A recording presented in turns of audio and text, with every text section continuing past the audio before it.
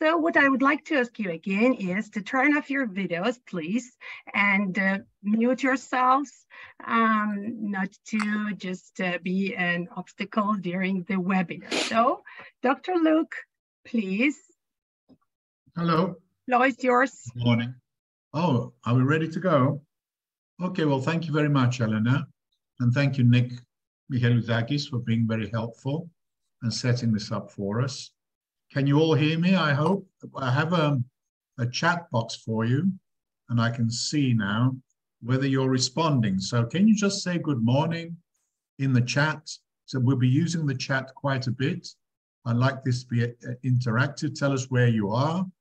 I can see George Raptopoulos is here. Good morning, George, from Greece, of course. Teresa, if you want to say where you're from, just mention the country so I get an idea of how international we are. It always helps to adjust one's presentation to one's audience. I have somebody from Pakistan, which is wonderful. So we seem to have a mixture. So your names, your country, and your good mornings, and if it is morning where you are, even Ecuador. I expected some people from Georgia, and I'm not disappointed. I've been to Georgia 3 times, and I have very fond memories. Wonderful, hospitable place it is. And Georgia will be coming into my presentation, and Shakespeare, believe it or not. One of the most famous theatre companies in the world, and probably one of the finest Shakespeare productions I ever saw. In fact, I've seen 2 by the famous Rustaveli Theatre Company. I'm sure my pronunciation, I can see some people have their you should switch off your video, please. I can see some people are here, and a reminder to please mute yourselves. I don't want to be dictatorial about this and not give you any freedom of speech, but for the next 1 hour or something, there'll be no freedom of speech. I am the only one who talks. I'm the boss. And I was saying before I was rudely interrupted that the Rustaveli Theatre Company from Georgia came to Greece many years ago in the late 70s, early 80s. And I think the director was somebody called Sturnara. Do you know this name, Sturnara? The director, he may not be living anymore now, but at the time, we saw the Rustaveli Theatre Company perform Richard III by Shakespeare, and it was one of the finest productions I have ever seen. So they are rightly world famous. And I also saw them performing Midsummer Night's Dream in London many years ago, which also went to the Edinburgh Festival. So Georgia should be in tune with what I have to say today, to focus on this world's perhaps most famous writer, at least in the English language, William Shakespeare. And the odd thing about Shakespeare is that was who Shakespeare, and did Shakespeare write Shakespeare? Now, oh yes, before I begin, I want you to just write in the chat box so we can see whether it works, and also to get you interacting and to find out a little bit about you. One thing you know or think you know about Shakespeare's life or work. One thing about this man, William Shakespeare. Can you write in the chat box one thing, a fact, for example, where he was born? Anything about his family, his work. Okay, he mostly worked in London, for example. Do you know anything about this man? What places do you associate with him? What people, what work? Okay. Now, if you don't use your chat box, I find it very difficult to continue. So I'm very interactive. Okay. His burial, was he buried in Westminster Abbey, buried in Stratford? When was he born? In the 16th century. Was he a woman? Indeed. These are things that people have heard. I say things you know or think you know. Did he have the same birthday as Cervantes, the great Spanish writer? Okay. He invented many words in English and so on and so forth. Well, the story of his life is actually very, very thin. So thank you. Keep interacting. The first thing to say is that we know very little in factual terms about this man. We know many things which seem to be legends, some things which seem to be completely untrue, like they become mythical, probably no connection with the truth whatsoever. But the conventional biography is basically a rags to riches tale, where we have this young man from Stratford in the Midlands, in Warwickshire, in England, who at some point in his life, he gets married, he leaves Anne Hathaway pregnant, and he has a couple of kids or more. And at some point, he steals deer from a rich man's property, and he has to escape to London. He goes to London like Dick Whittington, and his humble beginnings very quickly lead to greatness and fame. We are told things like, if you look at the picture on the right, that in his early days in London, he would stand outside the theatre and hold people's horses. So as I say, it's a kind of fairy tale. It's not really very reliable. There are very few facts that we can hang on to, and we'll come back to some of them. But here we are then talking about this man, William Shakespeare, who seems so mysterious. How did I stumble onto this mysterious issue of whether he is the man from Stratford or not? Because that's the basic question we're asking today. Well, my journey into the world of Shakespeare began when I was at school in Birmingham, which is not very far from Stratford. And there's a picture of my school in the top left-hand corner. And that's where I encountered my very, very first Shakespeare play, Julius Caesar. And it was love at first sight. Well, not with Julius Caesar himself, but, you know, with the works of Shakespeare. And as I grew older, I would start going to Stratford. There's a picture of Stratford in the top, at the top there in the middle, and watch the Royal Shakespeare Company performing some wonderful plays by Shakespeare. So this became a passion of mine. And I was so passionate that when I finished my degree at Bristol University, where I studied English and ancient Greek, I went to the Shakespeare Institute. Bottom left in these pictures is the Shakespeare Institute. It was in Birmingham then, it's in Stratford now, and I specialized in Shakespeare. I did my MA in Shakespeare studies. And when I came to Greece, my rags to riches story says that I became a lecturer.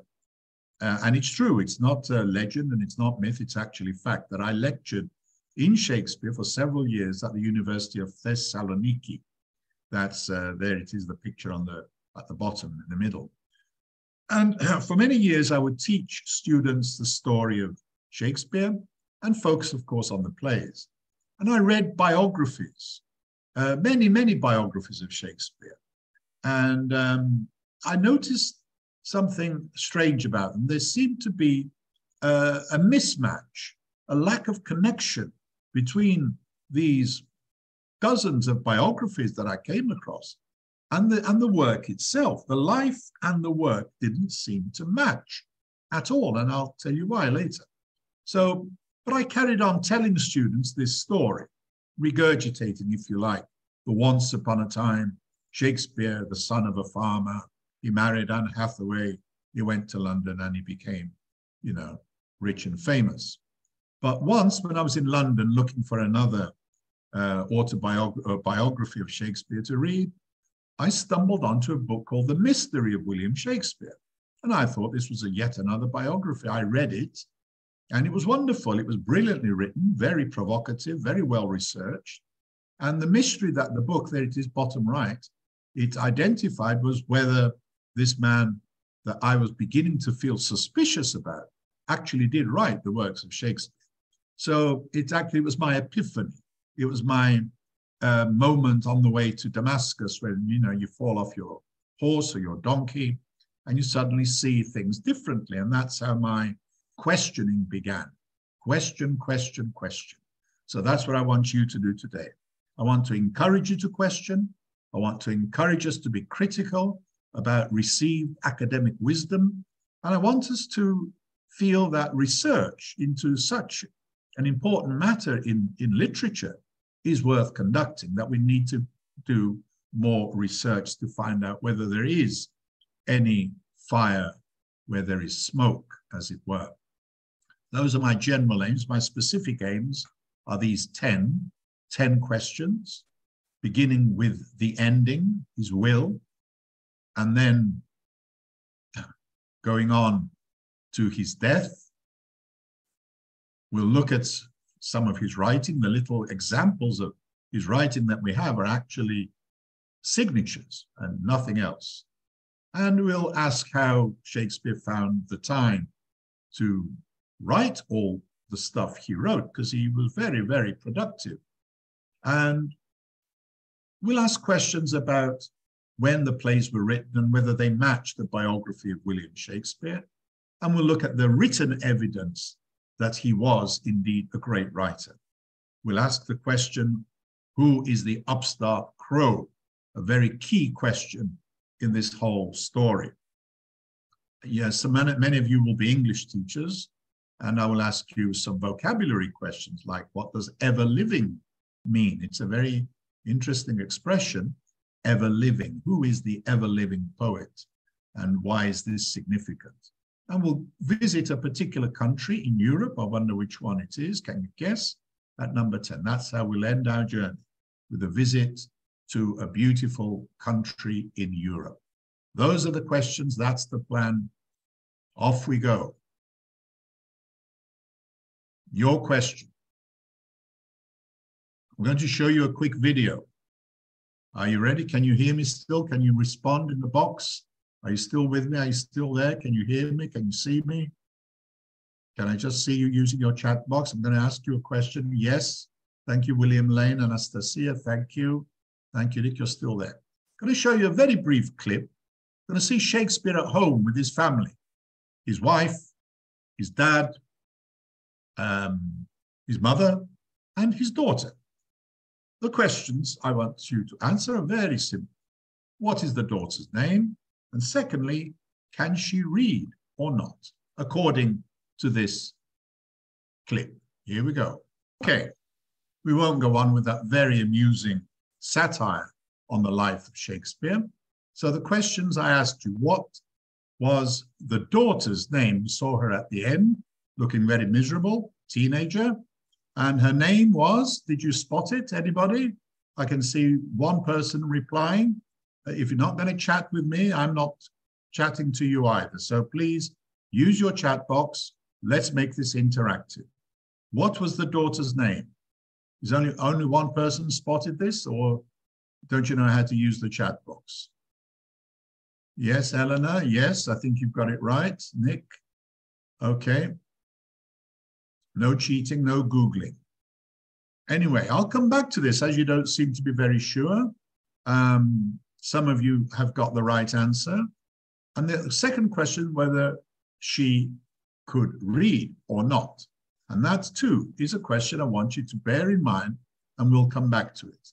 But please use your chat box.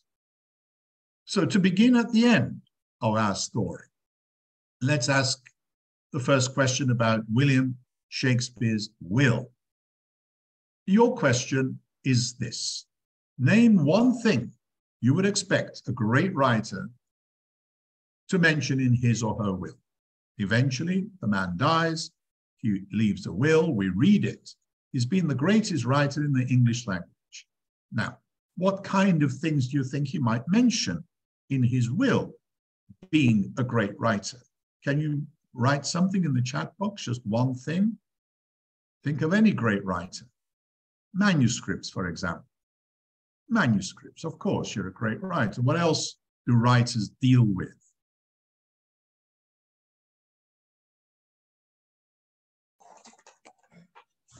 Good. Yeah. Notes for future stories. Again, connected with his writing. That's Teresa. Thank you very much. Anybody else? Any will. Think of any great writer's will.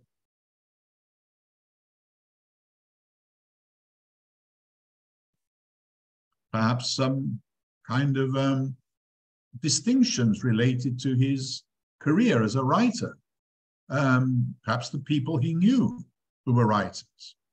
Well, when we look at Shakespeare's will, which is a legal document, and it's about as objective a piece of evidence that we could come across, we find that although he was a writer, there is no reference whatsoever in the will of William Shakespeare of Stratford to the life of a writer. Absolutely no. Books, no manuscripts, no writers are mentioned, no patrons of his career as a writer. So this is a little bit odd, but it may be a coincidence. It may be something we can explain. But it's the kind of thing I came across in the biographies which made me want to ask questions.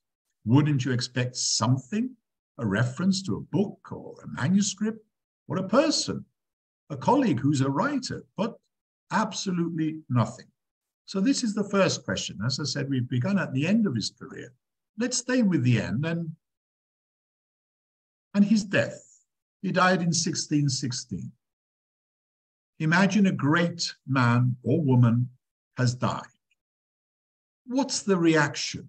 What will happen following the death of a great writer and the greatest of his generation?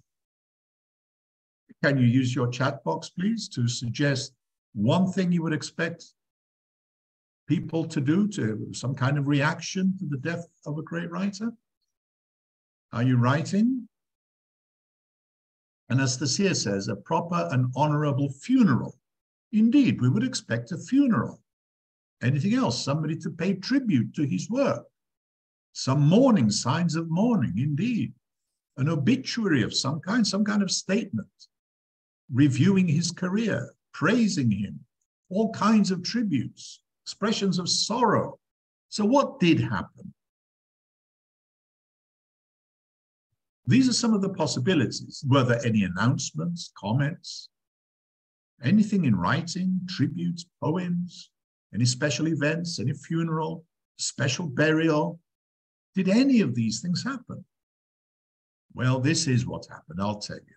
I'll put you out of your misery. That's it. Can you see what happened? It's on the screen. Absolutely nothing. And as Shakespeare says in King Lear, nothing will come of nothing. So none of these things. This is a second oddity, and it may be a second coincidence. Of course, it was a long time ago. Any evidence of his death may have disappeared. There may have been lots of things happening, but we didn't, they didn't survive. Things disappear, they get burnt down, they get lost. But it is odd that for all the other writers of his time, as we shall see, this is not the case. But in Shakespeare's case, absolute silence, a deafening silence on the death of this great man. Let's go back to the beginning. Let's wind back. Time for a flashback. William's birth. And where was he born? I think most of you will know. So those of you who haven't used your chat box yet, please write down where Shakespeare was born. This is very important. Can I see, apart from my friend Nick and my friend Bill, what about all those Georgians, the chap from Pakistan? I know you're there. Stop hiding behind your chat box. I know, Anastasia, thank you. Very active. Well, I suppose most people might have heard of, and I've mentioned it several times already, Stratford upon Avon, 1564. So we've looked at the end of his life. Let's look at the beginning. What do we know about Stratford? And how significant is it in assessing whether he wrote the works of Shakespeare? I'll give you three simple multiple choice questions. Are you ready? Time for a test. Caterini, what do we know? Can you guess the population of Stratford? That's number one. Write A, B, or C. How long would it take to get to London from Stratford? 4 days, 6 days, 10 days? And what did his father do? He sold gloves, he sold books, he sold corn. So you're looking at number one. We're looking at number one, the population.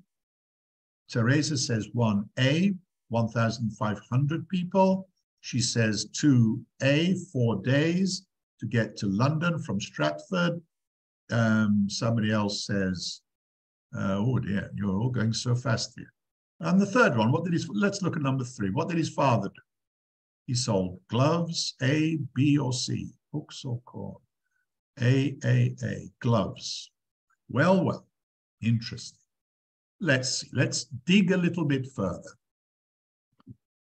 Yes, the population was very small. That's the important thing to remember when you think of the works which are so encyclopedic and so omniscient, knowing everything about everything. It's quite amazing that all this began in a very small farming village of Stratford. It was a market town. The people did very humdrum farming work, sold their fruit and wool and so on. William's father was indeed a farmer originally, but he became a glover. He made gloves, he sold gloves, he traded in leather goods, he sold wool and malt and corn. So all of these things. And for Shakespeare to become this great writer and show all the range of experience that we see in his plays, he would have to go beyond Little Stratford to a bigger place like London. And now we look at how long it took to get to London. Between 4 and 10 days, depending on whether you walked, whether you went on horseback, or whether you went by coach. So it's some days to go back and forth. And in those days in Stratford, most people could not read. They were illiterate. So this is a little bit about where our story begins. And as you can see, I'm beginning to feel the incongruity, the inconsistence of these facts with the plays and the poems that we're going to look at. Why is it odd? If we look at all of his plays, all of his poems, what does he write about, this man from this small village of Stratford where he spent his early years? Does he write about A, farmers, aristocrats, or the middle class? A, B, or C? In all of the plays he wrote and the poems, what kind of world does he write about? Does he write about his own world? The poor people of Stratford, poor working people? Those, most of you will know from any Shakespeare play that almost without exception, he writes about one thing and one thing only. The clue is in the titles. You can choose any play you like. There's 37. There's actually more of them now, about 40. So if you look at these famous plays, The Taming of the Shrew, Hamlet, Othello, Richard III, Henry VI, they're all about the upper classes, the aristocracy. So this is another oddity, another thing that began to feel a little bit strange to me. The two things, the life and the written work, did not seem to match. And more than that, when you actually look at the plays, and I've looked at all of them now, they are consistently about the court in one way or another. The center of power, where the queen was with all her courtiers. The language he uses, the style, is a courtly style. It's very refined language. It's not like Ben Jonson's work, let's say, who wrote about the middle classes much more. And for me, what was particularly important was the feeling I got about how this man looked at the world. It's something you can't quite confirm, but you can feel that he has a courtly worldview, a courtly aristocratic way of seeing life. And specifically, I would say to you, time and again, he comes back to these concepts which we associate with the aristocratic culture of the time, concepts of honor, in so many plays. The question of gentility, whether you were born or not born an aristocrat, and what is the appropriate behavior for an aristocrat. Questions of rank, our position in society, and the question of having a place in society, ordained by God, if you like. So the question of rank, social classes, and the whole concept of hierarchy, things being in a particular order. It's a very aristocratic worldview, as we can see from the literature of the time. So there you are. And even more detail, when we look at the plays, what are they about? They seem obsessed with what's going on in the court and the struggle for power in the court. And that the aristocracy, as is true, I think, historically, is going through a crisis. He seems to be obsessed by this in Hamlet, in King Lear. So it's about the transition, historically, from feudalism to a new order, the new middle-class order, if you like, the bourgeois order. The obsession with civil war, who's going to take over the crown, constant squabbling and killing. A lot of foreign countries come into his plays, as you will know, particularly Italy. And this is a crucial factor in our understanding of who this man was. He mentions things that would not be available to an ordinary farmer's son or a glovemaker's son. Aristocratic sports like hawking, tennis, bowling, and he seems to know them in some detail. And the knowledge he has of the law, of history, it suggests somebody who went to university. He did not go to university, we know this for a fact. And even more so, the Inns of Court is where lawyers got their training. There is ample evidence that this man, whoever wrote these plays, knew the law inside out, like the back of his hand, like an expert. And it's very unlikely that Shakespeare became a lawyer. We have no evidence of this. Let me give you an example of the kind of inside information that he shows in the plays. Inside information about the life of the court, which not everybody had access to. Imagine now what it must be like to be a writer in a totalitarian police state, a dictatorship, which is what Elizabeth's England was, in effect, especially if you were a Catholic. You would realize it was a totalitarian state. You tried to disagree with anything, you would soon regret it. Can you imagine what it's like for a great writer to be in a totalitarian state? Do you recognize the chap on the left? Anybody? Can you write in the box? Who is the chap on the left? You won't know, perhaps, the chap on the right. It's somebody who's Georgian. He's a Georgian. Who is he on the left? Any names? Can I see? Well, Eleanor, I knew you would know, Baskaya. She says it's Stalin. Okay. It is indeed Stalin. So I mentioned Stalin because he's a Georgian, a very distinguished Georgian, and we have some Georgians with us today. But I wanted to suggest that the most powerful man in England at the time, who's there on the right, had the power, the absolute power that Stalin had. His name was Lord Burleigh, Robert Cecil. He was the Queen's chief advisor, a prime minister, if you like, and he was incredibly powerful. You didn't cross him easily. And if you did cross him, could you get away with it? Let's see. Here is a picture from a famous Shakespeare play, probably the most famous of all plays. And this is the character of Polonius from Hamlet. And he makes a very famous speech to his son, Laertes, who's on his way to Paris to study. And he gives him advice. And this is a famous line from that advice. Can you, those of you who know English, and you all know English, you can all do this. Neither a something nor a lender be. What's the opposite of lender? Teresa says borrower. Thank you, Teresa, for your participation. I appreciate it. So he makes this famous speech, neither a borrower nor a lender be. Now, I won't quote the whole speech. That's enough to be going on with. If we go now to the most powerful man in the kingdom, in the court, Lord Burleigh or William Cecil.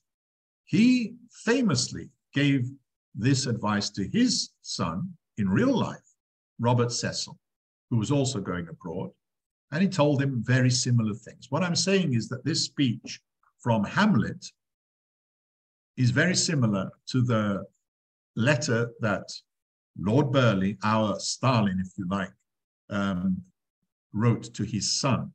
So what we are saying here is that Shakespeare, to cut a long story short, there's lots of evidence for this, based the character of Polonius, Ophelia's father, on the most powerful man in the kingdom, Burleigh.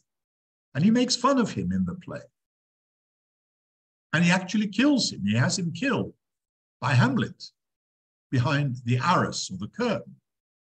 So what are the implications of this? Who could make fun of Burleigh, the prime minister, the dictator, if you like, on the stage and get away with it and even show him being killed? Could William from Stratford do this and get away with it? You know what happened to people who misbehaved in Elizabethan times? They were tortured, they were hung, drawn and quartered, executed. So you couldn't criticize easily, but he gets away with it, which is odd. Let's go on. Who is this? Can you read this piece of handwriting? It's a famous author. Can you tell who the author is? Anybody? We're going to look at Shakespeare's signatures now. Anastasia says it's J.K. Rowling. Teresa, yes, J.K. Rowling. And it's quite clear who it is. Who is this? Does anybody recognize this gentleman? Those who come from Georgia will know that it's Georgia's most famous author. And his name?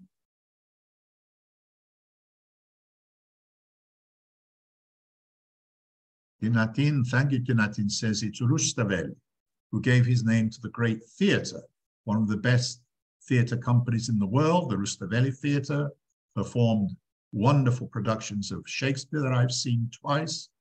And this is the man behind the name of the theatre, and I think the main avenue in Tbilisi. And I don't know if you've seen his signature, those of you who are from Georgia, and what his signature looks like. I wonder if we compare it to this signature. Who is this? Can you guess whose signature this is? Anybody?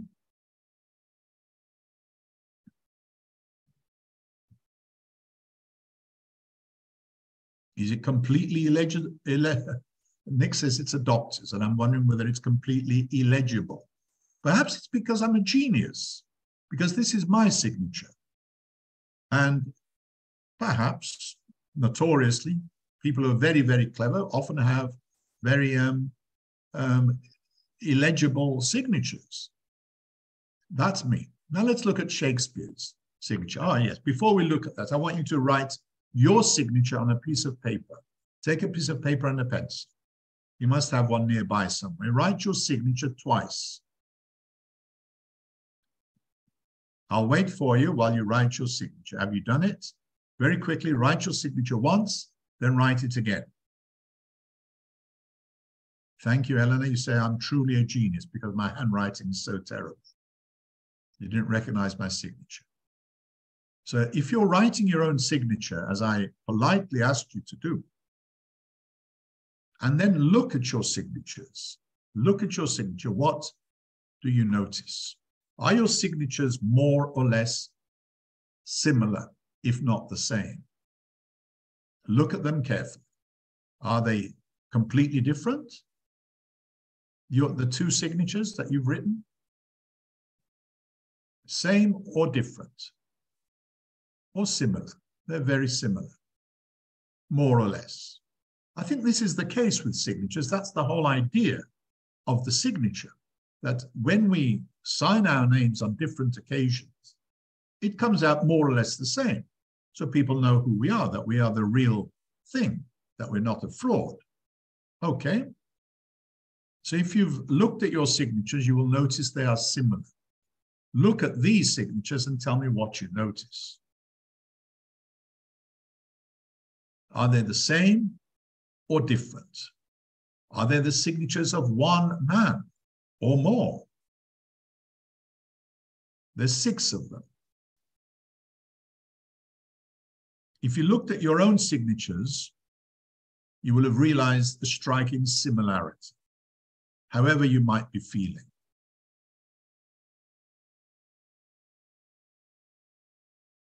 Well, they're all signatures of William Shakespeare or Shakespeare.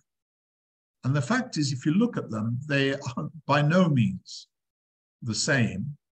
And most of them are not similar. I mean, experts in writing, handwriting, tell us these are not the signatures of the same man, except perhaps for the 2 at the bottom, the last 2. They may be the signatures of the same man who was ill and who couldn't write properly for some reason. But it's very odd that not only do the signatures mostly look very different, but they're also spelt. The name is spelled differently in each case. Now, when you sign your name, I don't know if you change the spelling, you may abbreviate it, and this may be the explanation here. But it seemed to me a bit odd that this is the only evidence we have that William Shakespeare wrote anything. And it raises questions. We can't be absolutely sure, but if you look at the 4th one, it looks nothing like any of the others. If you look at the 1st one, it looks nothing like the 4th one. It looks nothing like the 5th one. This is odd for the greatest writer of the time. And they're written at different times of his career, except for the 2 last ones, which I think were on the will. So let's go back now to see the implications of this in terms of literacy and the ability to read and write. Let's go back and now look at Shakespeare at home again and just confirm what we discovered about the daughter, Susanna. Her name is Susanna. Can she read and write? But anyway, let's focus on her literacy. We are told that she can read in the film clip, which is a satirical series from television. But in reality, we know that Shakespeare's parents and his children signed their names with a mark. They, in other words, were not able to read and write. If so, it was very minimal.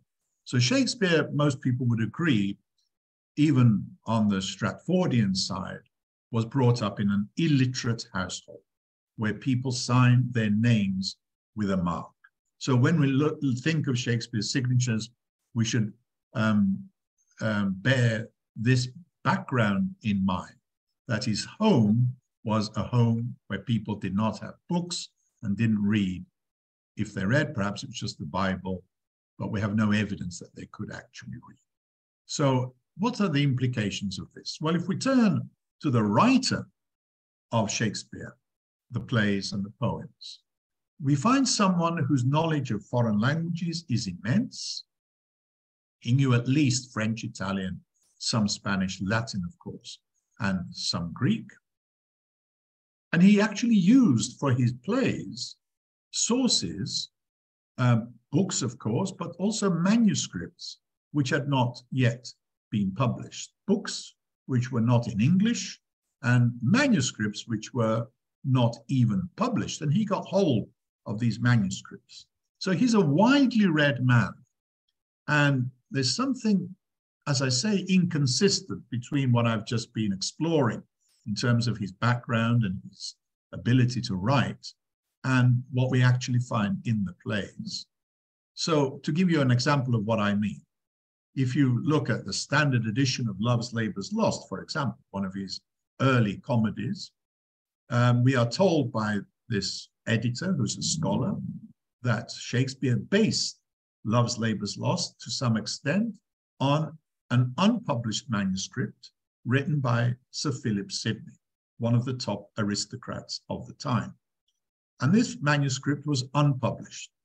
And not only did he have access to this manuscript and included details of it in the text, he also apparently based the play to some extent on the kind of life that Sidney was leading. This is not me telling you what Love's Labour's Lost is about, but one of the most authoritative editors of the play, that he had access to an unpublished manuscript by this aristocrat. And my question, of course, is how would he have access not only to the aristocrat and his manuscripts, but the actual life of this aristocrat, and to incorporate it in Love's Labour's Lost. And we see these references to living people, to particularly aristocrats, in play after play. He's a very busy man, as you gather. My question very simply is, how did he find the time to produce all the work he produced? Now, I'm going to show you another video clip, and I want you to answer this question. Where did Shakespeare live most of the time? In Stratford or London? Now, the volume on this is not very loud, but there are subtitles, and you'll be able to follow what the speaker is saying. The speaker is my teacher at the Shakespeare Institute, and today the world's leading authority on Shakespeare. What does he say about where Shakespeare spent most of his time? I like to think of Shakespeare as our first great literary commuter. I mean by this as somebody who lived basically in Stratford, but went to London when he had to do so for work. His work in London would have been as an actor. And we do know that he had lodgings in London. We know, however, that he had several different lodgings in London, which suggests that he never really put down roots there. His roots were in Stratford. From 1597, he owned the biggest house in Stratford. His wife and family remained in Stratford, with no evidence that they ever went to London. He would have travelled from London to Stratford by horseback. He could have travelled. So, Shakespeare, we are told by Professor Stanley Wells, was a commuter. He commuted to and fro from Stratford to London regularly. And this is a journey, as I told you earlier, that is confirmed by the sources. It's a journey that would take 4 to 10 days. And if Stanley Wells is correct, and he was going back and forth, this must have been a very time-consuming process. Working in London, in the theatre, writing plays, directing, acting, whatnot, and also coming back to Stratford to do things, buying land, investing and lending money. A very busy man, and we can see how busy he was just by taking 1 year, more or less at random, in 15. Well, we'll come to 1596 in one moment, but this is an idea of how busy this man was, how much he wrote, and how many different things he did. You see, he was an actor, he revised all plays, he was a businessman, he bought and sold grain or corn, he bought land, he lent money, he chased people up but didn't pay their debts. He was supposedly a theatre manager, and he paid other playwrights as well, and he kept going back and forth to London. So he's a very busy man. He seems to be sometimes in 2 places at the same time.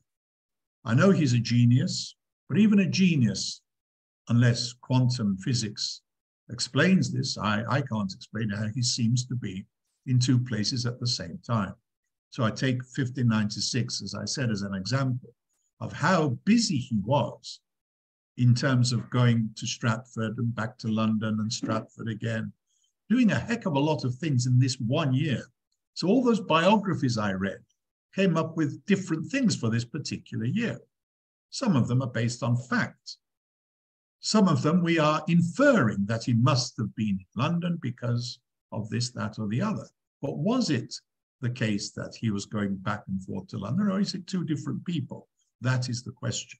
And the plays at the bottom are plays which have been assigned to 1596. Nobody's quite sure when these plays were written, but possibly he wrote at least 2 of these in that particular year, as well as going to his son's funeral. We hope he did. I suppose he must have done. And buying all the property he was buying and so on. And then writing the sonnets, a lot of the sonnets. You agree he's a very, very busy man indeed. Quite miraculous. That's genius for you. Here's a question to sum up what I've just said. Can you finish this expression? What do you order when you go to an English pub? If you haven't been, it's a very useful little chunk of English. What is in the picture? And what are the two words in this phrase? What do you order in an English pub? Anybody? Yes, of course, a pint of beer. Please, we're very polite in the UK. We have our pint of beer. There's an expression connected to drinking and liquids, and it's this. And there's a missing word. Can you guess which word is missing? Now, some of you, as I said, are English teachers. You should be able to guess the missing word. A quart in a what pot? It's an expression we use to say we're squeezing a lot into a small space. So in this phrase, the word missing is a quart in a what pot?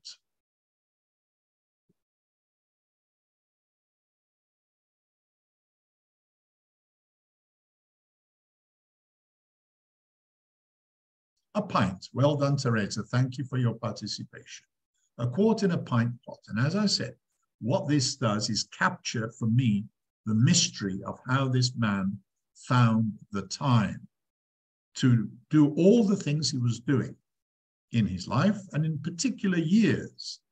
It seems rather a lot for one man, and there are some inconsistencies in the biographical detail which suggest to me he couldn't have been in two places at the same time. Talking about then the chronology, the time factor, and why I feel somehow it doesn't work out. And there is evidence for this, and I'll give you some evidence now. Connected to the most famous Shakespeare play of all and the most famous line in the whole of English literature. It begins to be, or how can we finish this? The most famous speech in Shakespeare, one of the most famous lines in the whole of Shakespeare, from the play Hamlet. To be or not to be. And we're going to look at Hamlet and its dates to explore what I said about putting a quart in a pint pot, finding the time to do all the things we think Shakespeare did. So there's Hamlet. Wonderful play, written, as we'll come back in a moment, in which year? And this is another play by Shakespeare. Can you guess which play this is? From a famous film? Yes, Romeo and Juliet. Romeo and Juliet. So we're looking at Hamlet and Romeo and Juliet and when they were written. Hamlet, we are told, was either written in 1599, that's the usual date, 1599, or in 1589, 10 years earlier. We know this because another writer of the time, Thomas Nash, refers to Hamlet in 1589.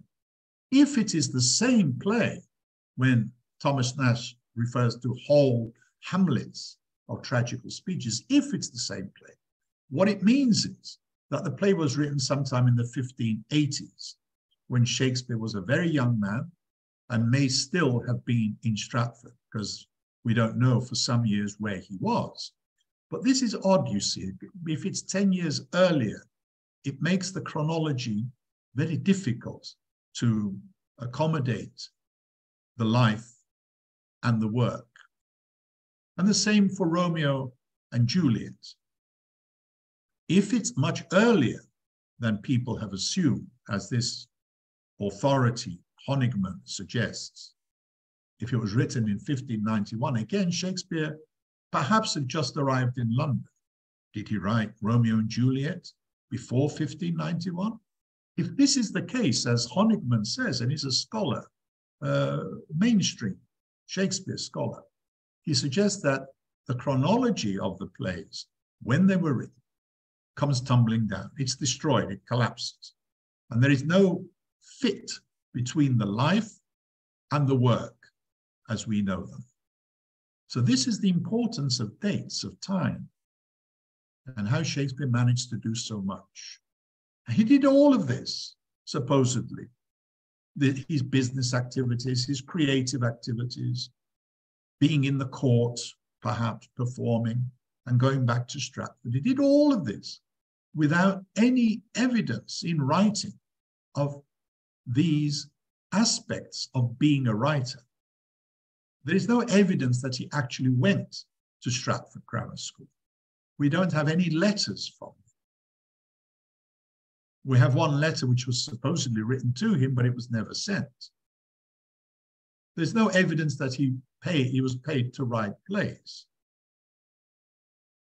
No concrete evidence that he had a patron, that he actually met the Earl of Southampton, to whom the sonnets are dedicated, by somebody called William Shakespeare. Southampton, the patron of the sonnets, apparently just never, or the addressee, let's say. But Venus and Adonis, Rape of Lucrece, the patron there is Southampton. And there is no evidence that they actually met. And as you saw earlier, there is no manuscript mentioned in his will, and we don't have any of his manuscripts. Nobody refers to him as the writer from Stratford in writing during his lifetime.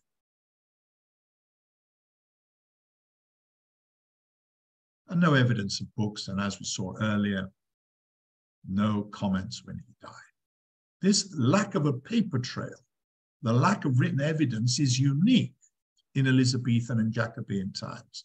For all the other writers, Ben Jonson, John Marston, John Webster,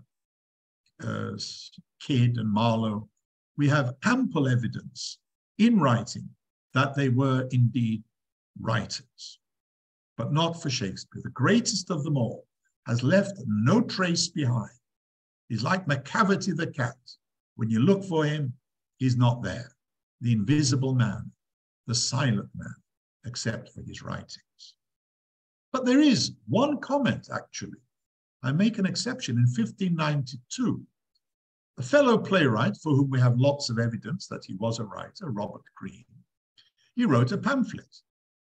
And there it is, Greene's Groatsworth of Wit. And he wrote this on his deathbed. And he mentions somebody called Shakespeare, whom everybody agrees is 95% William Shakespeare. So he writes about this man with great anger. Greene writes about Shakespeare, very angry that he has exploited him, Robert Greene, and other playwrights. We are told by Robert Greene that Shakespeare did the following kinds of things. He was a puppet that spoke from our mouths. So perhaps it means he was an actor, just saying the lines that other people had written. He accuses him of being an upstart crow, beautified with our feathers, taking the work of other playwrights and making himself look good as an actor, as a writer. He accuses him of being an ape, imitating other writers, a plagiarist, a moneylender, and a thief, stealing other playwrights' work. You can check all of this by looking at this on Google. You can Google Greene's pamphlet. There it is, the Groatsworth of Wit. This is the first written impression we get of William Shakespeare in London by a fellow writer, that he was basically a con man, he was a crook, he was deceitful, and he was a ruthless moneylender. And you ask yourself, well, that's all very well. Writers aren't necessarily nice people.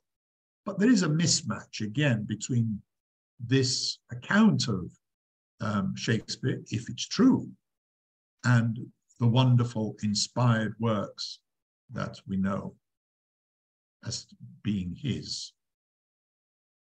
And he's often accused of buying old plays and pretending he wrote them.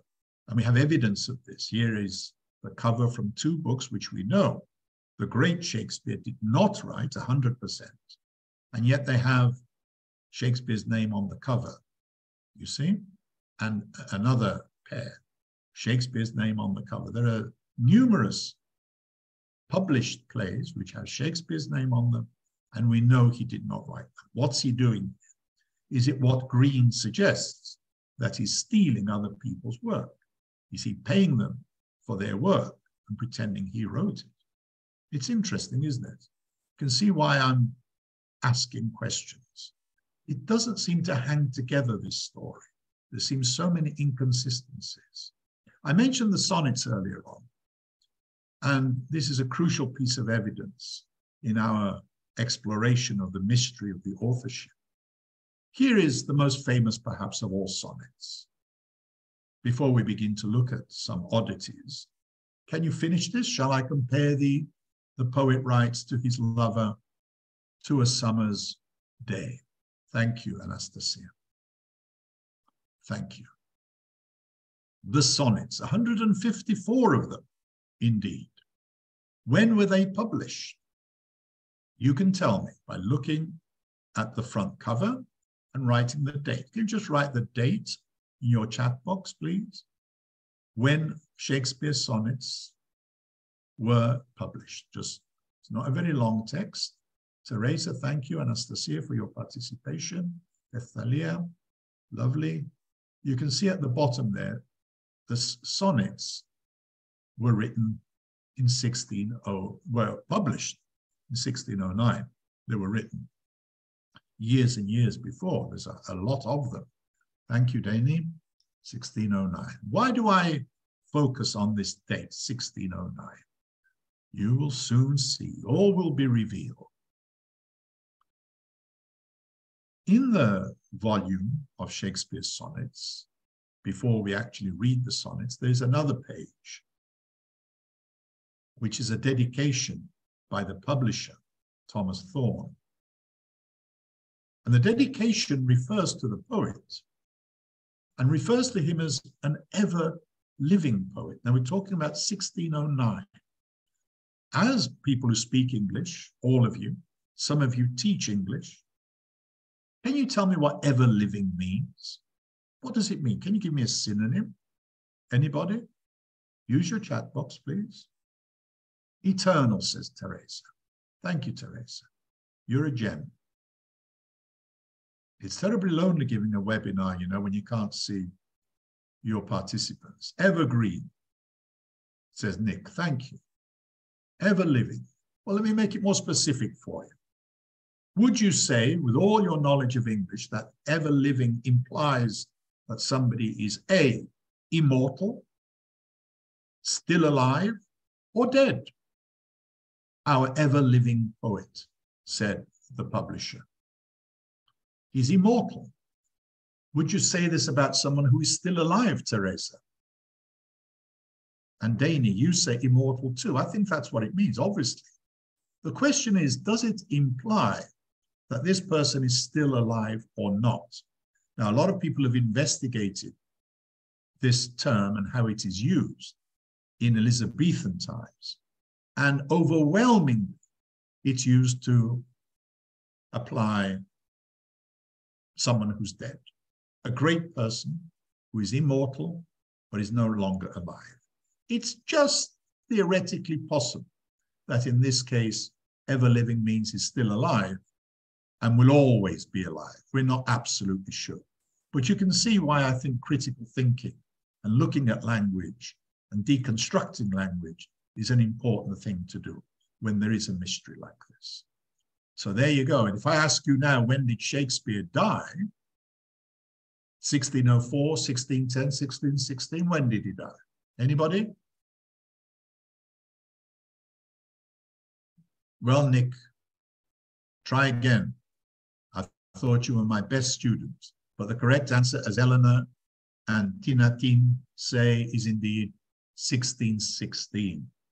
So what does this mean? It means that in 1609, when the sonnets were published, and there is a reference to someone who is immortal and probably dead, Shakespeare was still alive. So the conclusion is what? True or false? Think. If ever-living poet implies no longer alive, then William Shakespeare couldn't have written the 154 sonnets because he was still alive in 1609. Is this true or false? What do you think? Is my logic mistaken? It's true. It sounds, as I said, there's a slim possibility that he was still alive and somebody called him an ever-living poet. But it's very unlikely. So when you see these inconsistencies, you want to dig further. What's the explanation? It is very strange, isn't it? So he couldn't have written them if this is what the dedication means. Now, the actual sonnets themselves, most of them are addressed to a particular individual, probably. We think it's this person. Was it a man or a woman? Here's a picture to help you. Did he write most of his 154 sonnets to someone he loved who was a man or a woman? What do you think, man or woman? Most of the sonnets. You may not have read many of them, but we know that the overwhelming majority of the sonnets, Thalia says the picture does not really help. Indeed, I'm making it difficult because it looks ambiguous. And I think it's deliberately ambiguous. This is, anyway, to give you the information. The sonnets are dedicated or addressed mostly to a young man, a fair youth, right? The fair youth we think is probably the Earl of Southampton, and he's a man. And the ambiguous picture, as you noticed, is because his sexuality is ambiguous. And indeed, Shakespeare, in one of the most famous sonnets, refers to this young man, probably the Earl of Southampton, as in the picture, as the master, what? What's the missing word? He calls him the master of his passion, but Anastasia says the master, mistress of his passion.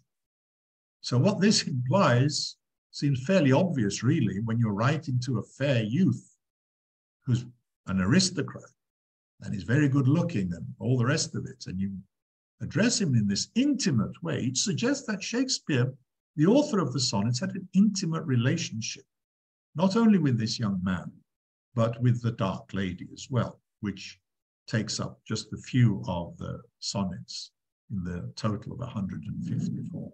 So you see, my question is, how consistent is this with the idea of this man coming up from Stratford and becoming so close to the Earl of Southampton that he writes 100 and more sonnets about his love, both platonic love and perhaps physical love as well, for the master mistress of his passion? Could he do this? Did he know Southampton that well? There is no written evidence for this. If he was so close to Southampton, there is no evidence. And I'm going to finish with my last question. We're going to travel a little bit now to one of the most beautiful countries and one of the most beautiful cities in Europe. Look at the picture for our last question. Do you know where this is? I think most of you will recognize the country and the city. Chat box, please. Teresa, thank you. Venice in Italy. And many of you, thank you, everybody. It's a wonderful city, beautiful country. And not only do I say that, but Shakespeare obviously thought so too, because he loved Italy. He seems to have had a passion for Italy, and not only a passion, but a great knowledge of its history, its culture. And we know this because if we look at least 14 plays, from the Comedy of Errors right at the beginning of his career to the later ones, The Tempest, Antony and Cleopatra, they all have something in common, don't they, these plays? So many of Shakespeare's plays are set in Italy and often have Italian sources, which may or may not have been translated into English. So we can agree he has a passion for Italy, so fine. You might have read about it, you might have heard about it. But his Italian plays show an insider's first-hand knowledge of the country and its culture. We know this because a brilliant book has been written on the subject, The Shakespeare Guide to Italy by Richard row. You see it there. And this man has retraced Shakespeare's footsteps, and the conclusion he comes to, comparing Italy, the geography and the culture of the place, and the works of Shakespeare, that he must have been there in person and knew the country very well. How do we know this? How do we know Shakespeare had local knowledge? We know the man from Stratford probably did not go to Italy. Where would he find the time? There is no written evidence that he went to Italy. But the local knowledge is one example. I'll give you just one example. This is Shakespeare's most famous poem, now, not a play. What's it called? Venus and anybody? Let's look at the inside information of Italy by looking at Venus and Anastasia says Adonis. Venus and Adonis. A beautiful, incredibly successful play at the time. Probably he was more well known in his own time for Venus and Adonis than for anything else. It's a very erotic poem, almost pornographic.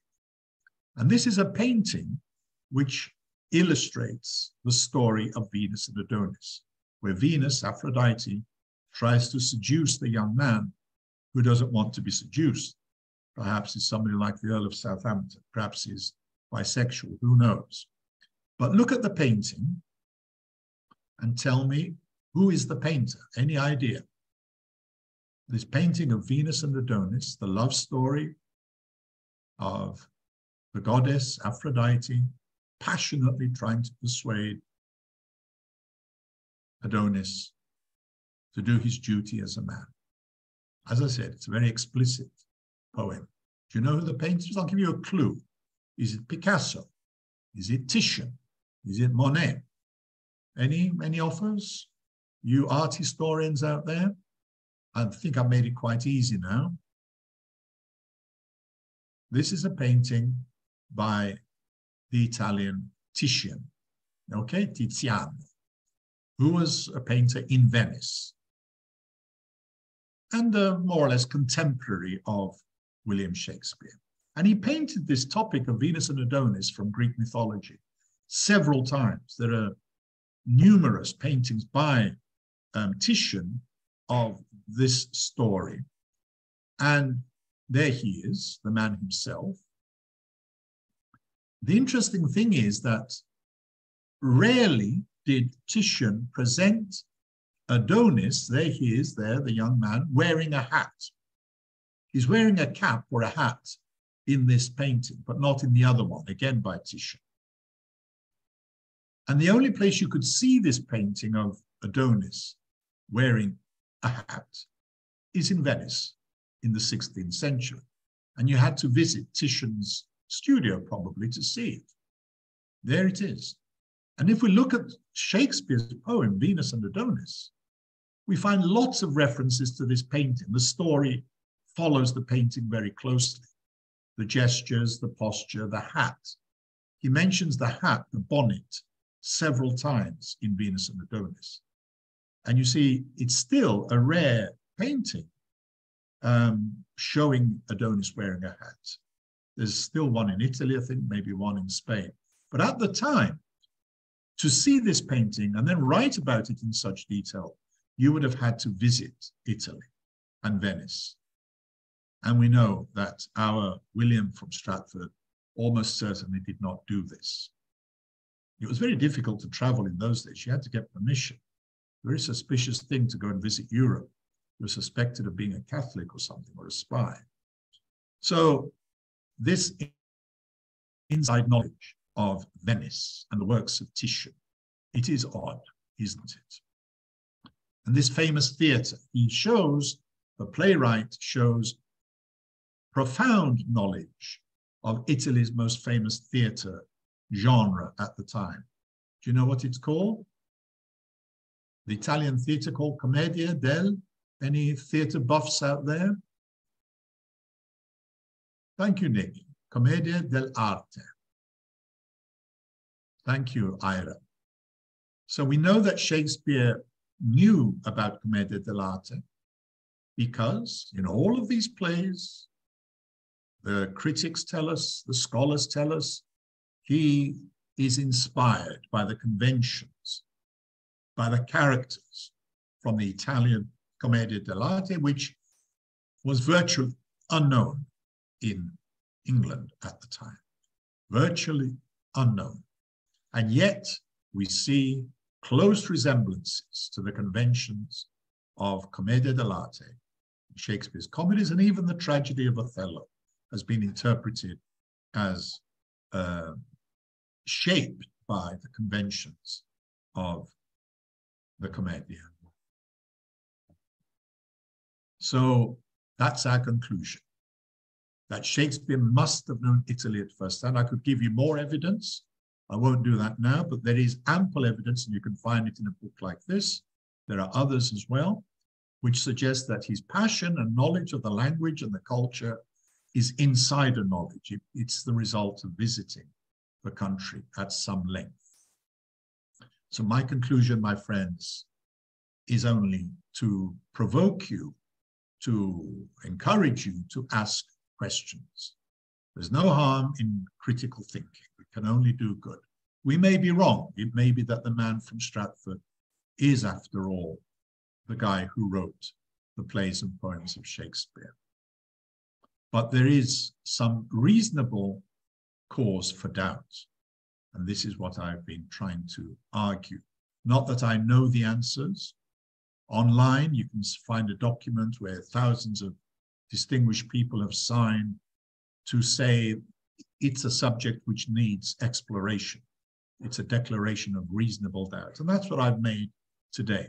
I've made to you a declaration of reasonable doubt about the authorship of Shakespeare's plays. So did Shakespeare, the man from Stratford, write Shakespeare, the works, the divine, encyclopedic works of the greatest writer in English, at least, who ever lived?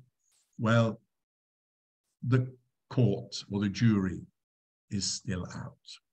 To finish, you can say, well, the answer to all your queries, Luke, are basically that he went to grammar school and everything he has in his plays and poems he could have learned at the local Stratford Grammar School, for which we have no evidence, of course, that he actually attended, but let's assume he did.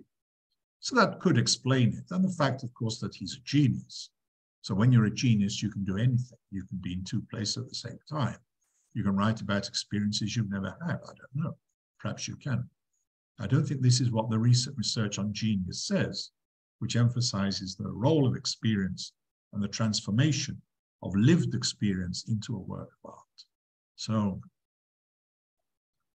looking ahead, if I'm able and willing and fit, I would love to do a second webinar on Shakespeare from Stratford and to look at the arguments in his favor, of which there are quite a few.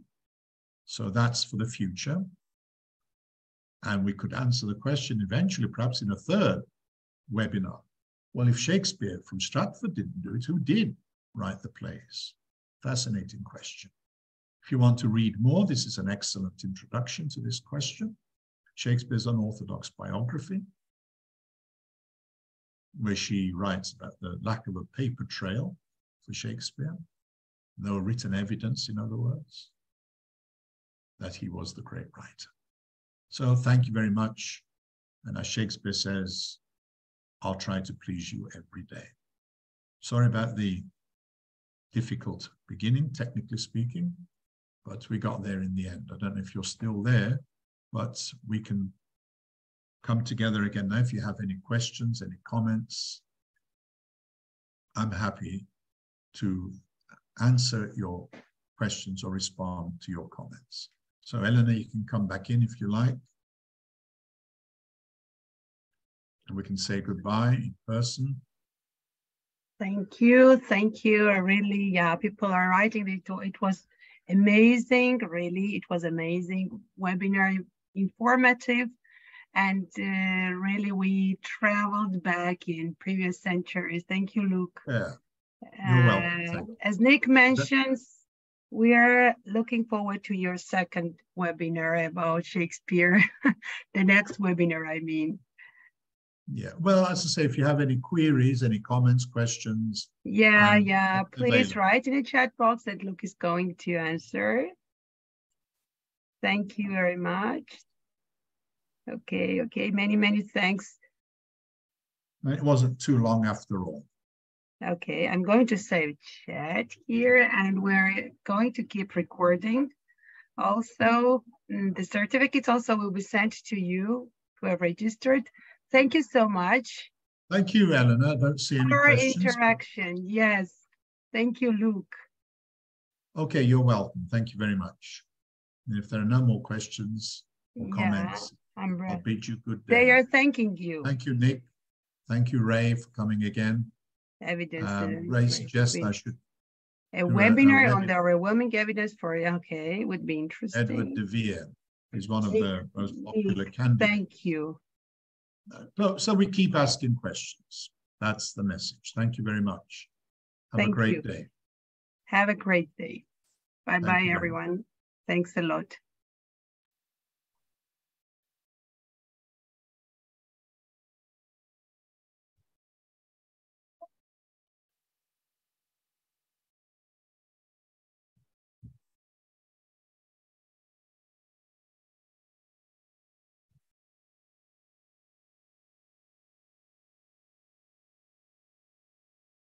Bye-bye, Elena.